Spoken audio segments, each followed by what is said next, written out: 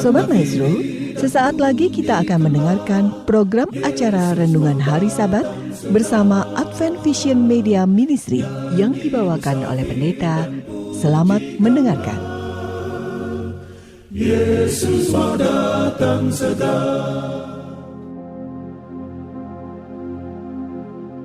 Selamat pagi dan selamat Sabat, saudara yang dikasihi oleh Tuhan. Salam sejahtera untuk seluruh pendengar Maestro yang kami sangat kasihi.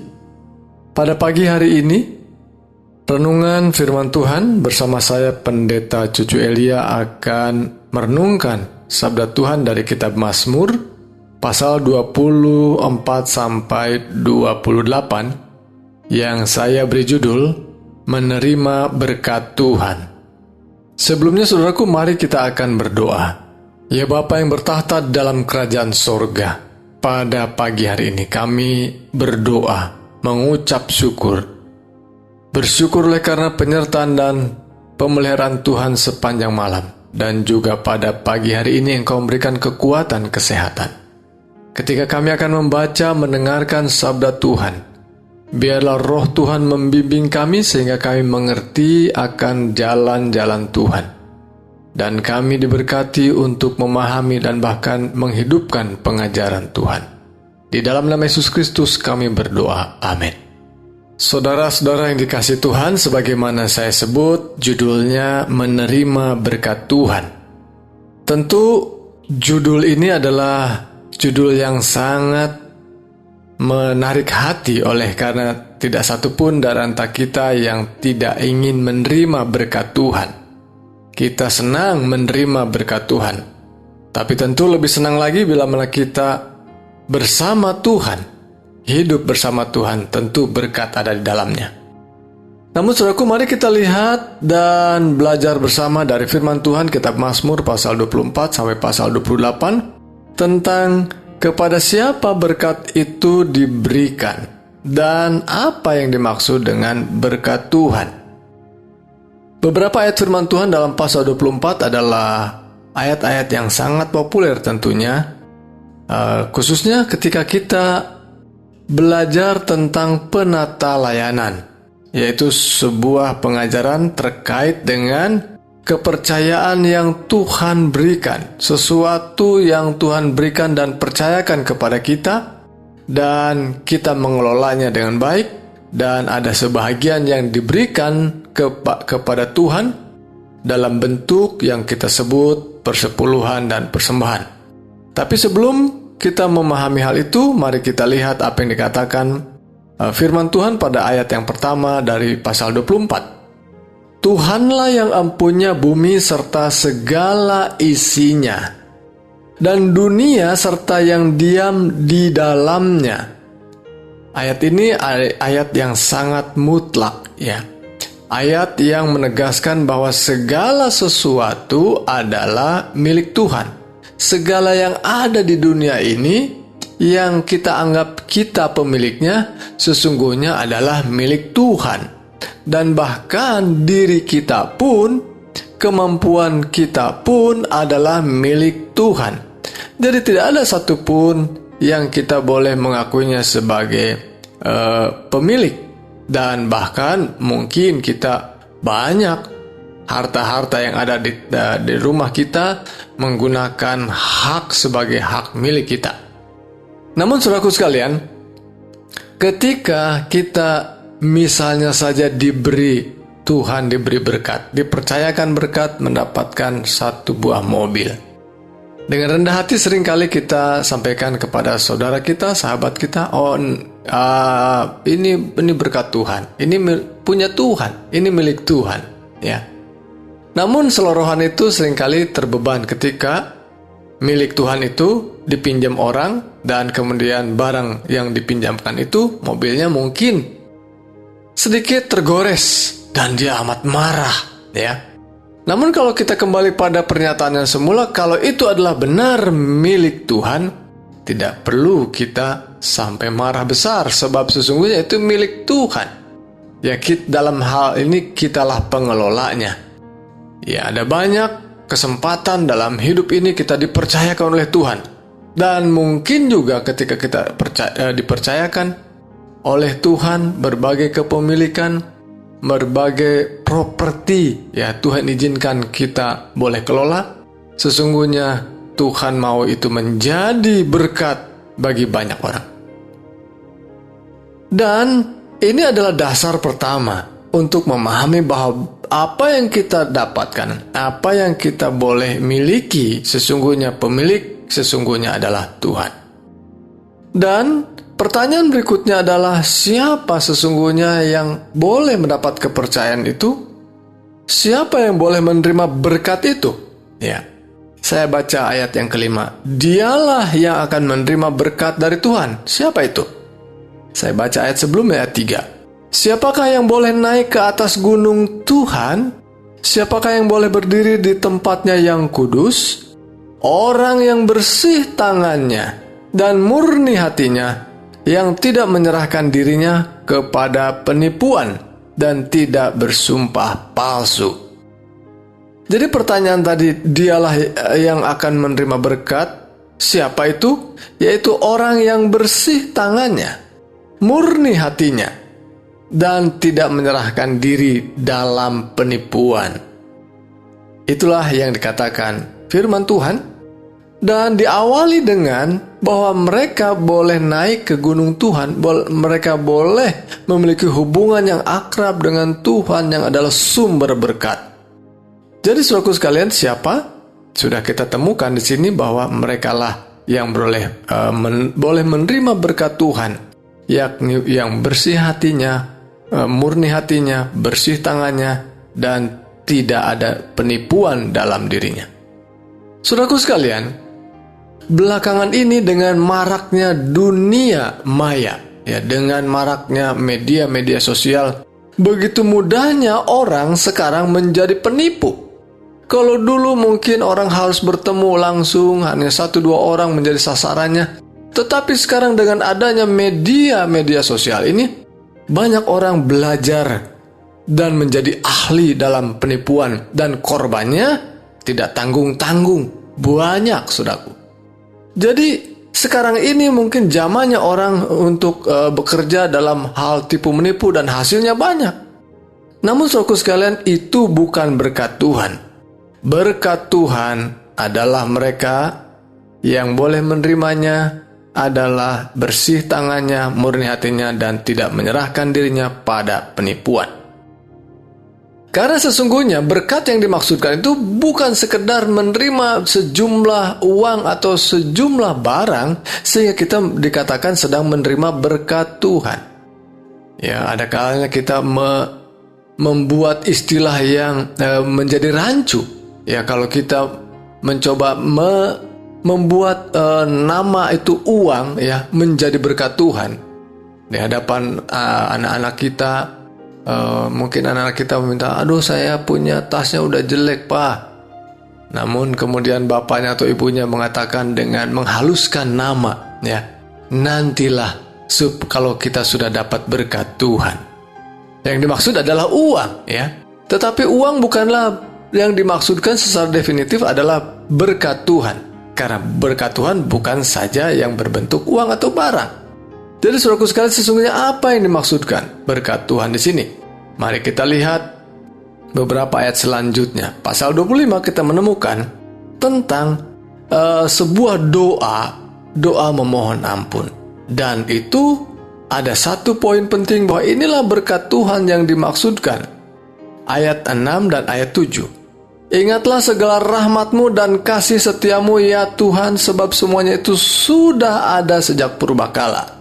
Dosa-dosaku pada waktu muda dan pelanggaran-pelanggaranku janganlah kau ingat, tetapi ingatlah kepadaku sesuai dengan kasih setia-Mu oleh karena kebaikan-Mu ya Tuhan. Ayat 9. Ia membimbing orang-orang yang rendah hati menurut hukum, dan ia mengajarkan jalannya kepada orang-orang yang rendah hati. Lihat saudaraku bahwa penulis Mazmur ini yang disebut dalam pasal 25 di bagian depannya adalah dari Daud. Jadi saudaraku sekalian, menerima berkat Tuhan, orang yang menerima berkat Tuhan Dan apa itu berkat Tuhan? Adalah mereka yang mau hidup di dalam jalan Tuhan, menurut hukum Tuhan. Dan sesungguhnya, mereka yang mau menuruti hukum Tuhan dan mengajarkan jalan-jalan Tuhan, mereka sedang hidup menghindari dosa, karena dosa adalah pelanggaran hukum Tuhan. Maka kalau kita tahu Tuhan ajarkan tentang kebenaran, tentang hukum, tentang peraturan, tentang ketetapan-ketetapan Tuhan, dan kita melanggarnya, kita hidup berdosa, kita hidup di dalam dosa. Maka kalau kita sudah tahu, itu adalah hal yang jijik di hadapan Tuhan, hal yang adalah dosa di hadapan Tuhan. Maka ayat 18 mengatakan demikian, "Tiliklah sengsaraku dan kesukaranku, dan ampunilah segala dosaku." Dan inilah berkat Tuhan. Saudaraku, ada banyak berkat yang tadi saya sebutkan bahwa bentuknya mungkin seperti sudah uang, barang, dan lain sebagainya, berbagai kepemilikan. Namun jauh lebih penting yang dimaksud dengan berkat Tuhan adalah dosa-dosa kita diampuni. Dan Tuhan mau dekat dengan orang-orang yang mau meminta pengampunan. Saya bacakan ayat sebelumnya. "Berpalinglah kepadaku dan kasihanilah aku, sebab aku sebatang kara dan tertindas. Lapangkanlah hatiku yang sesak dan keluarkanlah aku dari kesulitanku." Mungkin ada banyak kesesakan, masalah yang dihadapi oleh hamba Tuhan Raja Daud. Tetapi yang diinginkan dan diharapkannya adalah pengampunan dari Tuhan. Itu jauh lebih penting daripada berkat-berkat yang lainnya akan ditambahkan kepadanya. Demikian dikatakan pada pasal yang ke-25, dan pasal 26 ada berkat lagi yang lain. Yaitu berkat di mana seseorang yang mencintai Tuhan, seseorang yang hidupnya mau dijauhkan, dihindarkan dari dosa, adalah mereka yang mau tinggal di rumah Tuhan. Pada pasal 26-27 ada satu ayat, dan ayat ini berkaitan. Katakan ayat 8. "Tuhan, aku cinta pada rumah kediaman-Mu, dan pada tempat kemuliaan-Mu bersemayam." Dan pada pasal 27 ayat 4, "Satu hal telah kuminta kepada Tuhan, itulah yang kuingini, yaitu diam di rumah Tuhan seumur hidupku, menyaksikan kemurahan Tuhan dan menikmati bait-Nya." Saudaraku, mungkin ada hal yang menarik untuk dicermati. Rumah Tuhan. Ada apa di rumah Tuhan? Mungkin kita membandingkan di zaman modern kekristenan ini, rumah Tuhan yang dimaksud adalah bangunan gereja. Ada orang-orang yang mungkin datang ke tempat ibadah kita di gereja, ada kursi, ada mimbar, dan ada ruang kecil di mana kita dapat secara pribadi datang untuk berdoa. Demikian juga di gereja, kita boleh berlutut dan kemudian berdoa. Dan kita merasa ada ketenangan, merasakan ada kedamaian di dalamnya. Namun dalam konteks ketika Raja Daud membicarakan hal ini, di mana dia merasakan ketenangan? Saudaraku, dalam pengalaman Raja Daud, ketika dia melarikan dari kejaran musuhnya, ya kejaran dari saudaranya, ya adalah raja sebelumnya, Saul. Dia harus melarikan diri ke berbagai tempat, dan salah satu tempat yang aman adalah ke rumah Tuhan, ke bait suci. Dan di sanalah mendapatkan kedamaian, mendapat lindungan Tuhan. Jadi sesungguhnya ada banyak yang mungkin dikejar dalam hidup ini. Demikian juga hamba Tuhan Raja Daud ini. Tetapi sesungguhnya berada tinggal di rumah Tuhan adalah sukacita dan kedamaian yang tiada tara. Sehingga selalu terungkap berbagai pasal dalam pasal kitab Mazmur ini menunjukkan kerinduannya. Bahkan dalam pasal yang populer, dalam pasal 23 yang kita sudah bahas, bahwa tinggal di rumah Tuhan, menikmati kebajikan Tuhan adalah sesuatu yang dirindukannya. Itulah sebabnya dalam ayat 4 tadi, "Satu hal yang telah kuminta kepada Tuhan, itulah yang kuingini, diam di rumah Tuhan seumur hidupku, menyaksikan kemurahan Tuhan dan menikmati bait-Nya." Saya merindukan saudaraku sekalian, Bapak Ibu, saudara yang dikasihi Tuhan, dengan berbagai pergumulan kita, seringkali kita meninggalkan iman kita, meninggalkan rumah Tuhan, meninggalkan tempat ibadah kita, meninggalkan kegiatan-kegiatan rohani, kegiatan ibadah kita.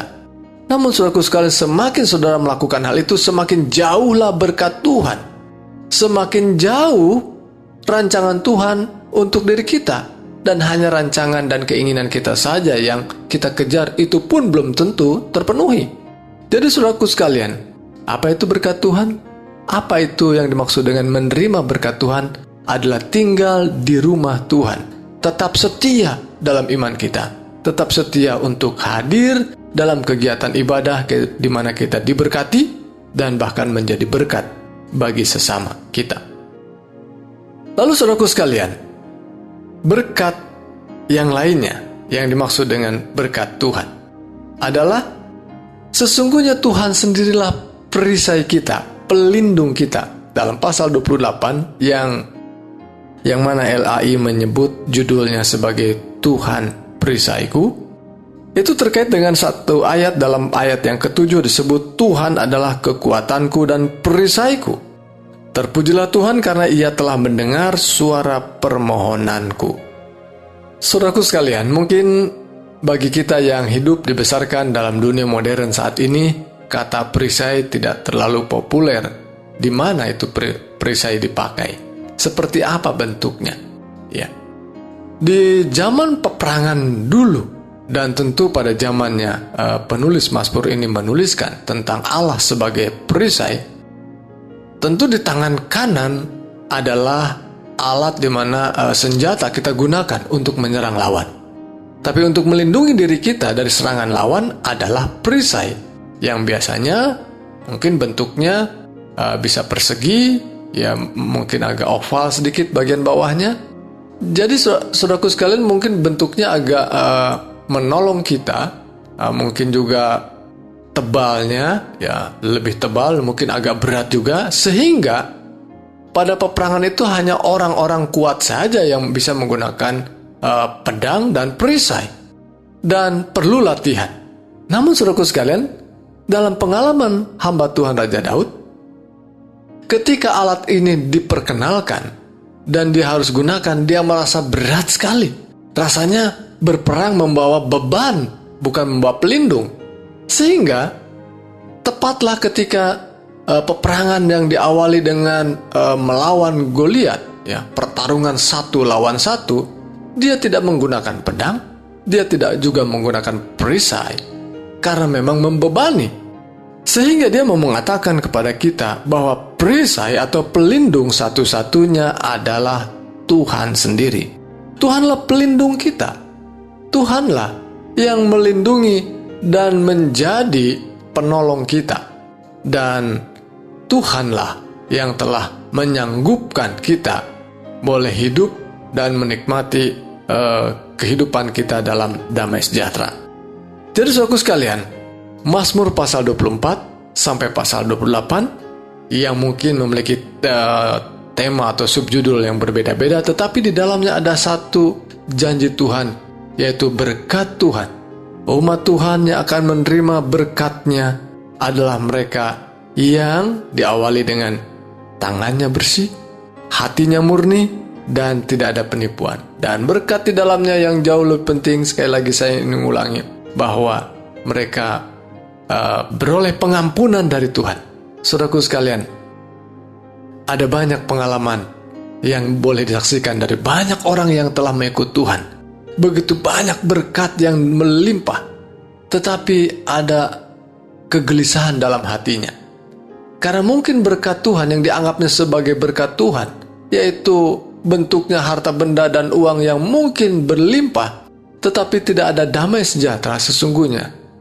Boleh jadi hidupnya bergelimang dengan dosa. Sehingga permohonan yang jauh lebih penting mendapatkan berkat Tuhan adalah mendapatkan pengampunan dari Tuhan. Dan mengingat pengampunan dari Tuhan, saudaraku sekalian, saya ingin menggarisbawahi sekali lagi bahwa tidak ada dosa yang kita rasa sebagai dosa, sebagai kesalahan, kalau kita tidak mengetahui jalan Tuhan atau hukum Tuhan.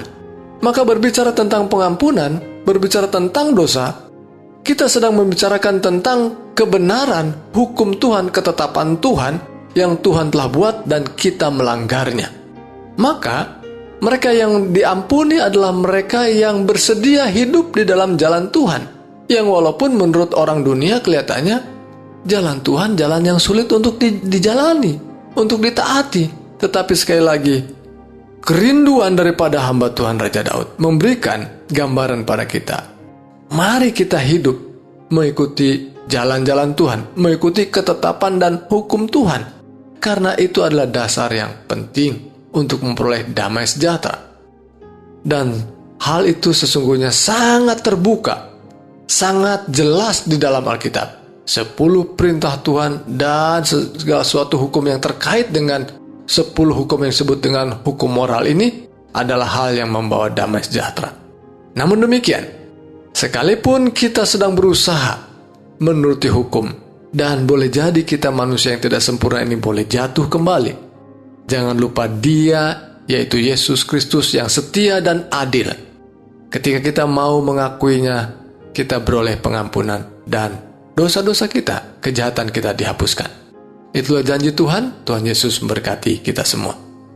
Mari saudaraku sekalian, kita berdoa. Bapa yang bertahta dalam kerajaan surga, terima kasih untuk firman Tuhan yang kami dapatkan dari kitab Mazmur, untuk menuntun kami melihat hal yang indah yang Tuhan sediakan, yaitu berkat. Berkat dari Tuhan, dan kami boleh menerimanya, dan kami boleh melihat sesungguhnya yang lebih mendasar. Berkat yang sesungguhnya dari Tuhan, pengampunan oleh karena kuasa darah Kristus. Ya Bapa, kami mohon berkat buat masing-masing kami yang saat ini bergumul dengan segala dosa, bahkan dosa yang tersembunyi, dosa kesayangan Tuhan. Berkenan Engkau menegur kami oleh Roh Kudus yang Kau janjikan itu, sehingga kami boleh datang kepada Tuhan dalam pertobatan. Dan Tuhan memberkati kiranya mereka yang bergumul untuk hal ini, mereka yang bergumul juga oleh karena sakit penyakit, oleh karena banyak pelanggaran.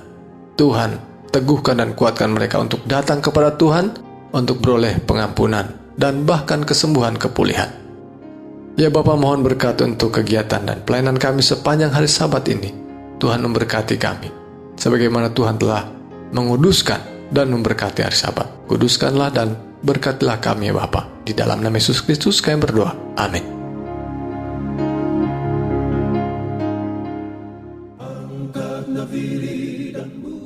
Sobat Maestro, Anda telah mendengarkan program acara Renungan Hari Sabat bersama Advent Vision Media Ministry. Untuk tanggapan pendengar, hubungi 087 888 777 689. Terima kasih atas kebersamaan Anda. Tuhan memberkati.